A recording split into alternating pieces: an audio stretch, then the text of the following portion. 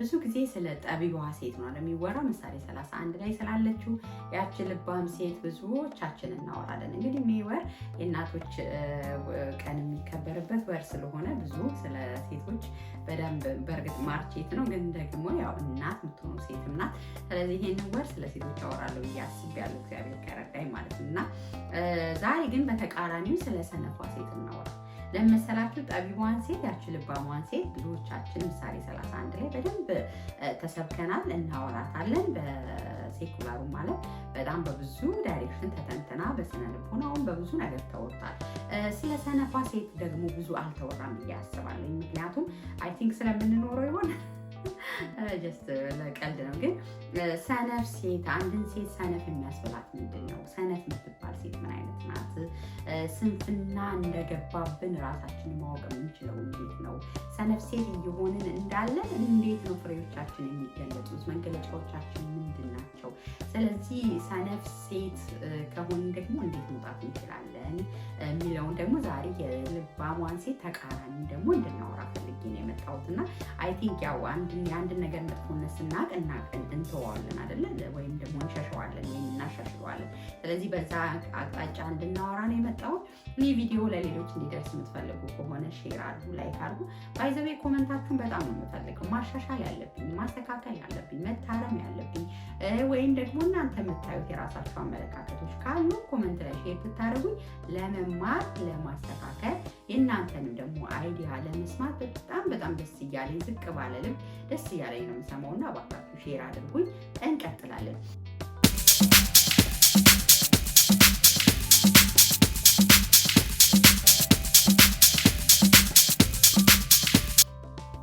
እንግዲህ ሰነፍ ሴት ሲባል ብዙ ጊዜ ቤቷን ማታጸዳ፣ ልጆቿን ማታሳድግ እንደዚህ አይደለም የሚባለው። ግን ደግሞ ሌሎች ብዙ መገለጫዎችም አሉ ለስንፍና ማለት ነው።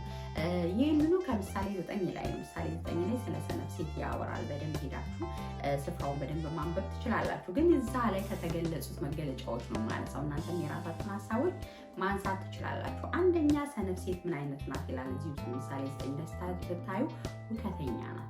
ሁከተኛ ሁከት ታውቃላችሁ።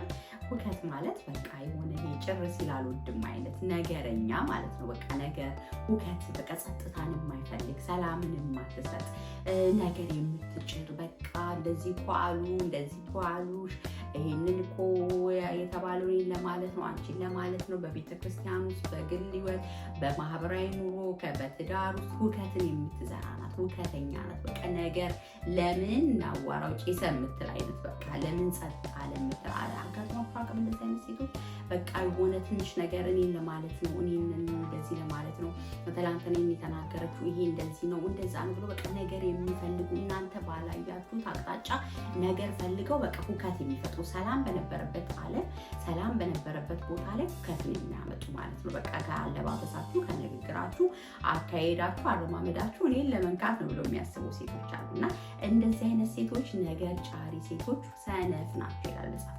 ሰነፍ ናቸው። ተግባር ስራ ብቻ አይደለም በባህሪም ስለሚገለጽ። ስለዚህ ሰነፍ ሴት ሁከተኛ ናት። ሰላምን የማትፈልግ ናት። ሰላምን የማትሰጥ ናት።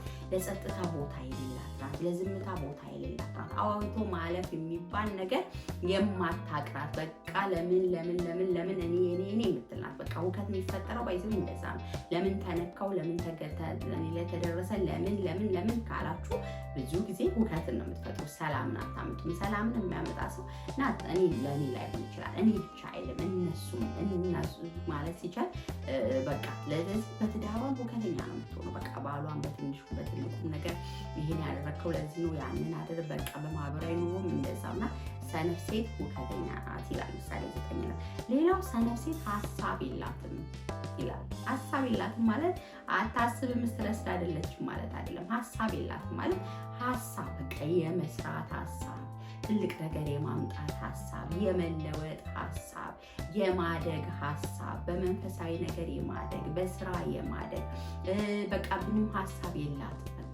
ሀሳብ የሌለው ሰው ደግሞ ያው እውቀተኛ ይሆናል እኮ ታውቃላችሁ። ምንም በቃ ራሷን ኢምፕሩቭ ማድረግ፣ ራሷ ላይ ኢንቨስት ማድረግ፣ ራሷን ማሻሻል፣ ገንዘብ ማግኘት፣ በቃ መልካም የሚባሉ ሀሳብ ስለ ልጆቿ፣ ስለ ትዳሩ ሀሳብ የሌላት በቃ እንደፈቀደ እንዲሁ ዝም ብላ የምትኖር ናት። ሀሳብ የለሽ ናት። ሀሳብ የለው ሰው ደግሞ ያው በሄደበት ዝም ብሎ እንደውሃ የሚፈሰውና ሀሳብ ከሌላችሁ ራሳችሁን ቼክ አድርጉ ሴቶች። ምንም የምታስቡት ራሳችሁን ስለማሻሻል፣ ትዳራችሁን ስለማሻሻል፣ ራሳችሁን ቆም ብላችሁ ስለማየት፣ ሪሌሽንሽፓችሁን፣ ማህበራዊ ኑሯችሁን በኬሪየር በስራ በኩል በትምህርት በኩል ራሳችሁን ስለማሻሻል የማታስቡ ሀሳብ የሌላችሁ ዝም ብላችሁ በቃ መብላት፣ መጠጣት፣ መኖር ብቻ የሆናችሁ ሴቶች ለስንፍና እየተጋለጣችሁ።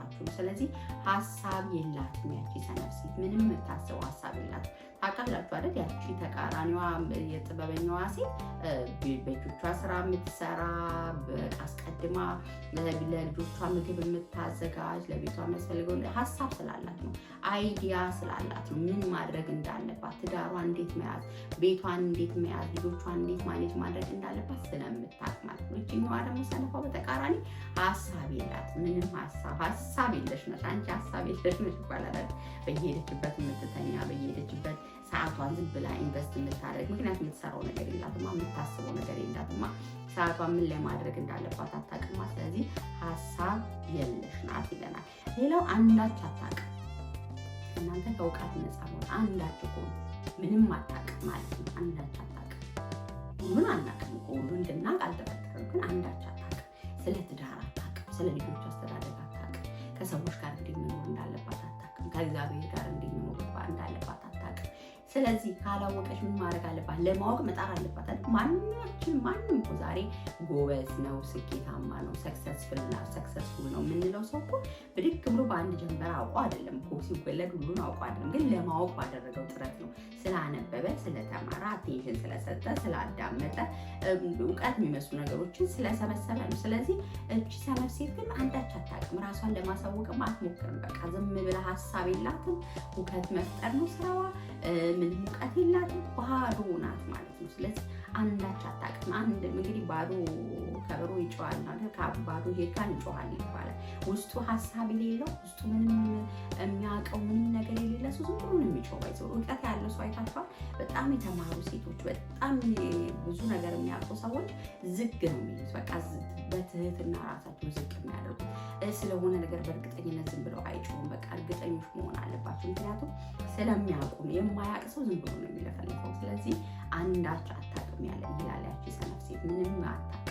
ምንም የማያውቅ ሰው ደግሞ ይጮሃል። ምንም የማያውቅ ሰው ደግሞ ሀሳብ የለውም። ምንም የማያውቅ ሰው ደግሞ ሁከተኛ ነው፣ ነገር ይፈልጋል ማለት ነው። ስለዚህ ምንም የማታውቂ ከሆነ ለማወቅ ጀምሪ ዛሬ። ስለምንድን ነው ማወቅ የምትፈልግ? ምንድን ነው የጎደለኝ ብለሽ የምታስቢው? መንፈሳዊ ነገር ማሻሻል ነው? ምንድን ነው ማወቅ የምትፈልጊው? ስለዚህ ዛሬ መጀመር ይቻላል ማለት ነው።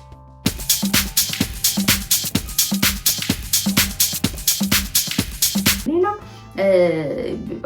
እቺ ሰነፍ ሴት በመንገድ የሚሄደውን ትጣራለች። በቃ የምታገኘው የሚያልፍ የሚያገድመው ዝም ብላ በቃ በመንገድ ማለት የግድ መንገድ ዳር ቆማ እኮ ላይሆን ይችላል። የመጣው ነገር ይወስዳታል። ቲክቶክ ይወስዳታል። ቲክቶክ ላይ ለምታዩ መልስ ትሰጣለች። ዩቲዩብ ላይ ለምታዩ ነገር ትጮኻለች። ፌስቡክ ላይ ለምታዩ የመጣው ነገር ዘመኑ ያመጣው መንገዱ ያመጣው ጠራርጎ የመጣው ነገር ሁሉ ይጠራታል። ትጣራለች፣ ትወስዳለች፣ ወደ ቤቷ ታስገባለች፣ ወደ ራሷ ትወስዳለች፣ ይዟት ይሄዳል ማለት ነው። ስለዚህ በመንገድ ትጣራለች ማለት የግድ መንገድ ላይ ቆማ ከሌት እያለች ትጣራለች አለ። መንገድ ላይ ብዙ አለ። መንገድ ማለት የወጣ ነገር ነው። መንገድ ማለት አደባባይ ነው። ምንም የተደበቀ ነገር የሌለበት ነው። ስለዚህ ፌስቡክ ላይ አደባባይ፣ ፖለቲካው ሲመጣ፣ ዘረኝነቱ ሲመጣ በቃ ሁሉ ነገር ይወስዳታል። ሁሉ ነገር ትጣራለች። ምክንያቱም ምንም ሀሳብ የላትም፣ እውቀት የላትም፣ እውቀተኛ ናት። ምንም የምታደርገው አይምሯ ላይ ኢንቨስት የምታደርገው ነገር ስለሌለ የመጣ ያየችው ነገር ሁሉ ይወስዳታል። ያቺ ሰነፍ ሴት በቃ መንገድ ላይ ያየችውን ሁሉ ትጠራለች። ያየችውን ሁሉ ታግበሰብሳለች። የተመለከተችውን ሁሉ ኑ ትላለች። ያ ደግሞ የሚውጥም የሚሰርቅም ምንም ሊወስዳት ይችላል ማለት ነው ያቺ ሰነፍ ሴት። ሌላው አካሄዳቸውን ያቀኑትን ታሰናክላለች። እራሷ ሀሳብ የላትም፣ ራሷ እውቀት የላትም፣ አንዳች አታውቅም። ሁከተኛ ናት። ከዛ ደግሞ መንገዳቸውን ያቀኑ በትክክል የሚሄዱ ሰዎች የሚመስሉትን አቃቂር ታወጣለች፣ ታሰናክላቸዋለች። እንደዚህ አይነት ሴቶች አታውቁም? ወይም እንደዚህ አይነት ሰዎች አጋጥሟቸው አታውቁም? ሰዎች በቃ በትክክል ከላይ እኮ ጎበዝ መንፈሳዊ እሱ አናውቀውም እንዴ? ኧረ አሁን እንደዚህ ይሆናል ከላይ እኮ ትምህርት ጀመረ እሷ ደግሞ እንደዚህ ትሆናለች። በአፋቸው በቃ በማጣጣል ለማሰናከል በትክክል አካሄዳቸውን እያደረጉ ያሉ ሰዎችን ለማሰናከል ትዳራቸውን እየጠበቁ ያሉ ሰዎችን ለማሰናከል አካሄዳቸው ከእግዚአብሔር ጋር ለማድረግ እየጣሩ ያሉ ሰዎችን ለማሰናከል አንቺ ኃጢአተኛ ነሽ እንዲህ ብታረጊ እንትራቲ ምናምን በቃ አላደ አቃቂር የሚያወጡ ሀሜተኞች ወረኞች ስለሆኑ ሌሎችን ሰዎች ለማጣጣል ለማሰናከል ነው የሚሄዱት ማለት። ስለዚህ እንደዚህ አይነት ሳታውቂው እንደዚህ አይነት ባህሪ ውስጥ ካለሽ የሌሎች ሰዎች ነገር ምንም አልጥም ብሎሽ የሌሎች ሰዎች ነገር በቃ ማጣጣል ማናናቅ ሌሎችን ሰዎች ከመንገድ በቃልሽ በንግግርሽ በአንደበትሽ ለማሰናከል እየጣርሽ ሳይታወቅሽ ያለሽ ሴት ካለሽ ቆም ብለሽ ይሄ የሰነፍ ሴት ምልክት ነው። በቃ ሌሎችን ለማሰናከል ጎበዝ ብትሆን ከእነሱ ጥበብ ትማራለች። ጎበዝ ብትሆን መንገዳቸውን ካስተካከሉ ሰዎች እሷም ለራሷ ትማራለች። ግን የቺ ሰነፍ ሴት ጎበዝ ስላልሆነች ምንድነው በቃ ልታጣጥል ልታናንቅ ነው የምትሞክረው ማለት ነው። ሌላው አይምሮ የጎደለውን ነገር ታደርጋለች። ስርቆት ቢሆን፣ ውሸት ቢሆን፣ ሐሜት ቢሆን፣ ሌብነት ቢሆን፣ እግዚአብሔርን አለመፍራት ቢሆን፣ ትህትና ማጣት ቢሆን፣ ስድብ ቢሆን ይሄ አይምሮ የጎደለው አይደል? አይምሯቸውን እግዚአብሔርን ለመውደድ ባልወደዱ ለማወቅ ባልወደዱ መጠን ለማይረባ አይምሮ አሳልፎ ሰጣቸው እንደሚለው አይምሮ በቃ ለማይረባ ነገር ተላልፎ ተሰጥቷል። ያገኘችው ስርቆት፣ ውሸት፣ ሐሜት፣ ሁከት፣ ቡድንተኝነት፣ ማማነት በቃ ዋቴቨር ምንም ሜንሽን አሉ እነዛ ነገሮች በሙሉ እንዲወስዷት ተመቻችታ የተቀመጠች ምስኪን ሴት ናት። ያቺ ሰነፍ ሴት አይምሮዋ ጎሏል። ምንም የምታውቀው ነገር የለም። ሁከተኛ ናት። ምንም አንዳች የምታውቀው ነገር የለም። ስለዚህ እቺ ሰነፍ ሴት እነዚህ መገለጫዎች አሉት በምሳሌ 9 ላይ እንደተገለጸው ማለት ነው። ስለዚህ ራሳችሁን ሴቶች ይቆም ብላችሁ ምን አይነት ሴት እየሆንኩ ነው? ጥበበኛዋ ሴት አለች። ያቺ ታታሪ ሴት ናት። በማለዳ የምትነሳ ናት። ለዛ ነው ከሰነፍ የሸሸችው። ሰነፍ ስንፍናን የተወቹ በቃ ታካች አይደለችም። የሀኬትን እንጀራ ማትበላ ናት። የቤቷን አካሄድ የምታይ አይኖቿ በራሷ ዙሪያ በቤቷ ዙሪያ ነው። እቺ ሰነፍ ሴት ግን አይኖቿ በራሷ ዙሪያ አይደለም። በመንገድ ያለውን ትጠራለች፣ ሲያልፍ ያለውን ትጠራለች፣ እውቀት ትሰበስባለች፣ አቃቂር ታወጣለች። ምንም ሀሳብ አይምሯ ውስጥ የለም። እውቀት የላትም። ለማይረባ ነገር አይምሯ ተላልፎ ተሰጥቷል። ስለዚህ እቺ ሰነፍ ሴት መጨረሻዋ ጥፋት ነው የሚሆነው ማለት ነው። ስለዚህ እንዴት ነው ጥበበኛ ሴት መሆን የሚቻለው? እንዴት ነው ከዚህ ሰነፍ ሴት ባህሪ መሸሽ የሚቻለው ካላችሁ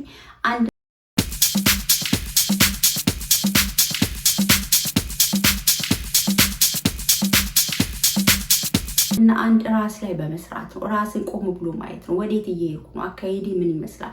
ምን አይነት ሴት እየሆንኩ ነው? ምን አይነት እናት እየሆንኩ ነው? ምን አይነት ሚስት እየሆንኩ ነው? ምን አይነት ጓደኛ እየሆንኩ ነው? ባህሪ ወዴት እየሄደ ነው? ምን ላይ ነው ማመዝነው? ቀኔ ምንድነው ኢንቨስት እያደረኩ ያለሁት? አሁን ቲክቶኩም ፌስቡኩም ስክሮል ሳደርግም ግራፕ ማረገው የምሰበስበው ወደ አይምሮዬ እያስገባሁት ያለሁት ነገር ምን ያህል እየሰራኝ ነው? ጊዜ ምን ላይ ነው ኢንቨስት የማደርገው? አይምሮዬ ላይ ምን ያህል ምንድነው ኢንቨስት እያደረኩ ያለሁት? ሰነፍ ነኝ ወይ? እንዴት ነው አጠናለሁ፣ አነባለሁ፣ እጠይቃለሁ፣ ከሚጠቅም ነገር ጋር እውላለሁ ወይስ ውሎዬ ምን ይመስላል ብሎ ራስን በደንብ መገምገም፣ አካሄድን መገምገም፣ ከትላንት ማንነታችን ጋር ዛሬ መገምገም፣ የሚጎለውን ነገር ደግሞ ሆነስት ሆኖ ምንም ሳይደበቅ ያለ ግብዝነት ያንን ለማሻሻል መጣር አንዱ መፍትሄ ነው ብዬ አስባለሁ። ሌላው ወደ እግዚአብሔር መጠቃት ነው። የእውቀት ሁሉ ምንጭ የጥበብ ሁሉ ምንጭ እግዚአብሔር ስለሆነ ወደ ፈጣሪያችን መጠጋት። የምትጸልይ ሴት፣ እግዚአብሔርን የምትፈራ ሴት፣ ቃሉን የምታነብ ሴት፣ ከእግዚአብሔር ጋር ጊዜ የምታሳልፍ፣ በመንፈሳዊ ነገሯ ትልቅ ቦታ የምትሰጥ ሴት፣ ያቺ ሴት ሞገስ አላት፣ ጥበብ አላት። እንዴት ነገሮችን ማለፍ እንደምትችል ታውቃለች። እና ስለዚህ ጠቢበት ሴት ለመሆን ከተፈለገ ወደ እግዚአብሔር ጠጋ ማለት፣ ወደ ፈጣሪ ጠጋ ማለት፣ ጊዜ ከራስ ጋር መውሰድ፣ ለራስ ጊዜ መስጠት፣ ራስን ከሌሎች ሰዎች አንጻር ሳይሆን ከራስ ጋር ማየት፣ ራስን መመዘን፣ ለራስ እውነተኞች መሆን፣ እነዚህ ነገሮች ከስንፍና እንድንወጣ ያደርገናል። ከትናንታችን ዛሬ ምን ጨመርን ብለን ማሰብ፣ እንደገና ጎል ማስቀመጥ። በቃ ይህን ነገር ማድረግ አለብኝ፣ ይህን ነገር ማወቅ አለብኝ፣ ይህን ነገር ማስተካከል አለብን ብለን ኦብጀክቲቭ ሴት ማድረግና ያንን ጎል አቺቭ ለማድረግ መሄድ፣ ሰክሰስፉል የሆኑ ሴቶችን፣ ሰክሰስፉል የሆኑ ሰዎችን ስቶሪዎች ማየት፣ የሚጠቅመን ነገር ብቻ መሰብሰብ፣ በማይጠቅመን ነገር ራሳችንን አለመጥመድ፣ ዙሪያችን የተከበበውንበትን ሰርክል ምን እንደሆነ መፈተሽ፣ ከኛ ከተሻሉ ሰዎች ጋር ከኛ የሚሻል ፐርሰናሊቲ ካላቸው ሰዎች ጋር ጊዜያችንን ማሳለፍ፣ እነዚህ ነገሮች በጣም ይጠቅሙናል ከስንፍናችን ለመውጣት። የእግዚአብሔርን ቃል ማንበብ፣ መጸለይ ደግሞ ከምንም በላይ ኃይል ይሰጠናል። ስለዚህ በሽታውን ያወቀ ሰው መድኃኒት ያገኛልና እህቴ ሆይ ምን አይነት ሴት ነሽ? ምን አይነት እናት ነሽ? ምን አይነት ሚስት ነሽ? ራስሽን እንዴትኛው ቦታ ላይ ታደርጊዋለሽ? ይሄ ለማንም ለሰው የሚነገር አይደለም። ይሄ ከሰዎች ጋር የምናወራ አይደለም። ራሳችን በጓዳችን የምንመዝንበት ነው። መስታወት ላይ ራሳችንን ብቻ ነው የምናየው፣ ሰዎችን ማየት አንችልም። እና ስለዚህ እውነተኛ ሆነሽ ቁጭ ብለሽ ምን አይነት ሴት እየሆንኩ ነው? ከትላንት ዛሬ ምን አሻሻልኩ? ምን ይጎለኛል? ምንድነው ሊሚቴሽን የሚለውን በደንብ ራስሽን ፈትሰሽ ማሻሻል በምትችይባቸው ነገሮች ራስሽን መገንባት ነው።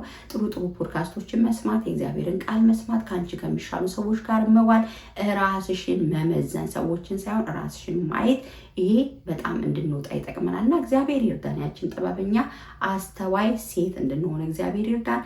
ከስንፍና ውስጥ ካለን ደግሞ እንድንወጣ እግዚአብሔር ያግዘን። ይህንን ልላችሁ ነው። መልካም ሳምንት ይሁንላችሁ። በቀጣይ ቪዲዮ እንገናኛለን። ሰላም ሁኑ። ባይ